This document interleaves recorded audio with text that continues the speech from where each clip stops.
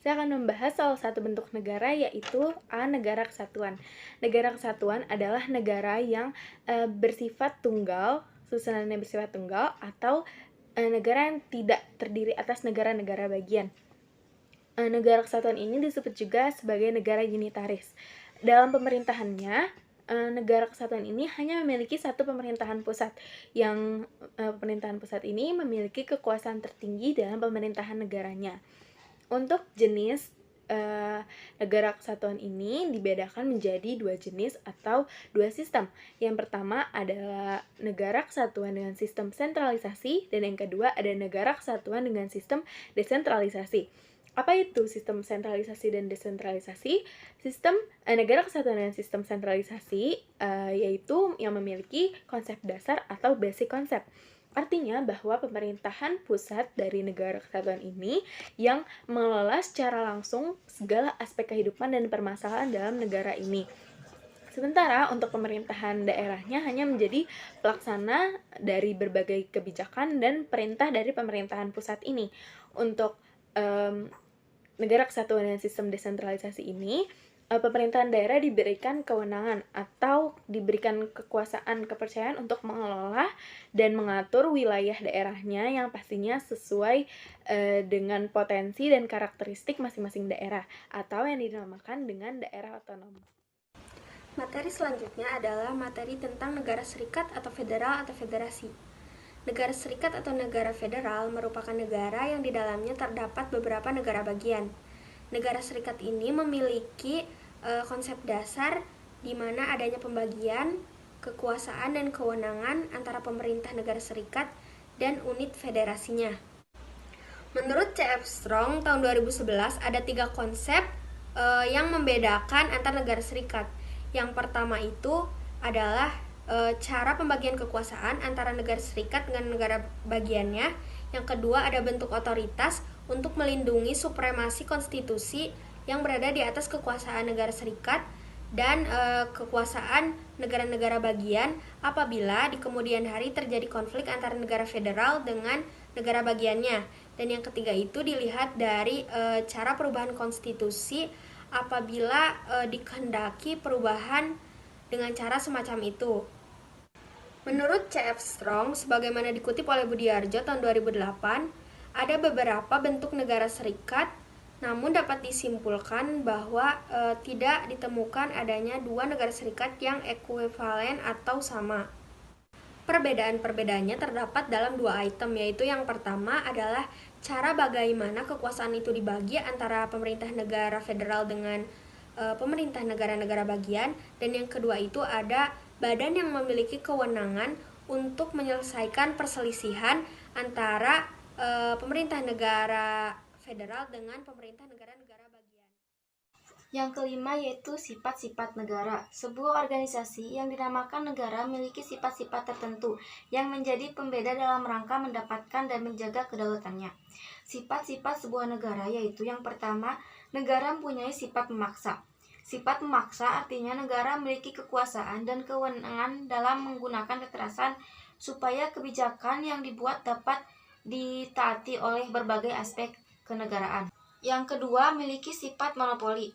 Maksudnya, negara memiliki kekuasaan dan kewenangan dalam menggunakan sifat monopoli dalam menetapkan tujuan negara untuk kepentingan rakyat atau untuk mencapai cita-cita sebuah negara. Yang ketiga, sifat mencakup semua. Maksudnya, negara memiliki kekuasaan dan kewenangan dalam menggunakan seluruh kebijakan ataupun aturan hukum yang ada, berlaku bagi semua orang tanpa terkecuali. Materi selanjutnya adalah tentang isu-isu atau permasalahan yang berkaitan dengan negara pada Indonesia ini. Kami mengangkat isu tentang munculnya kerajaan yang menyebabkan perpecahan dalam NKRI. Sunda Empire atau Earth Empire adalah sebuah perkumpulan yang mendasarkan diri pada romantisisme sejarah pada masa lalu, di mana mereka mencita-citakan kerajaan Sunda akan kembali menjadi besar sebagaimana pada masa Tarumanegara. Mereka mengklaim bahwa mereka adalah kekaisaran yang besar antara bumi dan matahari. Gerakan ini awalnya bermula hanya sebatas di sosial media, yang akhirnya terbentuk secara nyata dan viral setelah akun Facebook dari seseorang yang diduga anggota Sunda Empire ini yang bernama Reni Khairani Miller. Dia itu melakukan unggahan status yang membuat geger pengguna Facebook. Pada unggahan tersebut, ia menulis tentang keberadaan Sunda Empire dengan melampirkan beberapa foto orang yang menggunakan seragam militer. Gerakan ini sudah berdiri ternyata sejak tahun 2017. Namun baru muncul atau baru terdengar oleh masyarakat itu setelah munculnya seseorang yang diduga anggota dari perkumpulan tersebut membuat geger dunia jagat maya dengan unggahan statusnya. Meskipun sudah berdiri sejak lama, Kepala Kesatuan Bangsa dan Politik atau Kesbangpol Kota Bandung, Ferdi Linggaswara menjelaskan bahwa Sunda Empire tidak terdaftar sebagai mitra kerja dari pemerintah Kota Bandung. Petinggi Sunda Empire, Rangga Sasana menyatakan pernyataan kontroversial, yaitu kekaisarannya yang berasal dari Kekaisaran Matahari dan Bumi. Ia juga mengklaim banyak hal yang tidak masuk akal seperti Pentagon di Amerika Serikat, Perserikatan Bangsa-Bangsa yang menurutnya berasal dari Bandung. Sunda Empire mampu menyelamatkan bumi dan menghentikan perang nuklir. Lalu ada wilayah Nusantara yang bukan hanya Indonesia tetapi juga mencakup 54 negara yang membentang dari Australia sampai Korea. Dan juga Sunda Empire ini merupakan pewaris harta dan benda di bumi. Munculnya kerajaan Sunda Empire ini diduga untuk memecah belah NKRI. Fenomena ini juga dinilai aneh karena simbol dan kegiatan yang dimunculkan oleh Sunda Empire sama sekali tidak ada hubungannya dengan sejarah dan budaya Sunda. Dengan munculnya kerajaan ini dikhawatirkan akan membuat kerajaan-kerajaan buatan lainnya bermunculan. Apalagi fakta bahwa Indonesia masih memiliki banyak budaya dan tradisi yang masih kental, bukan tidak mungkin akan ada klaim dari oknum tertentu bahwa NKRI ini bisa kembali ke sistem kerajaan zaman dahulu. Hal ini harus dihindari karena sudah jelas tidak boleh ada negara di dalam negara.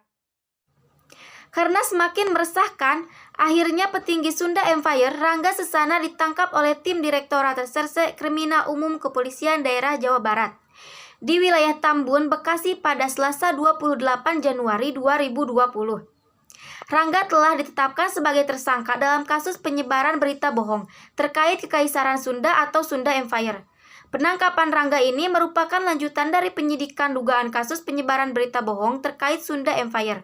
Selain Rangga, polisi telah menetapkan Perdana Menteri Sunda Empire, Nasribang dan Kaisar Ratnaningrum sebagai tersangka.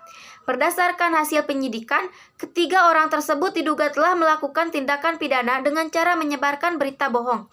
Ketiganya disangkakan pasal 14 atau 15 Undang-Undang Republik Indonesia Nomor 1 Tahun 1926 dengan ancaman minimal 10 tahun penjara.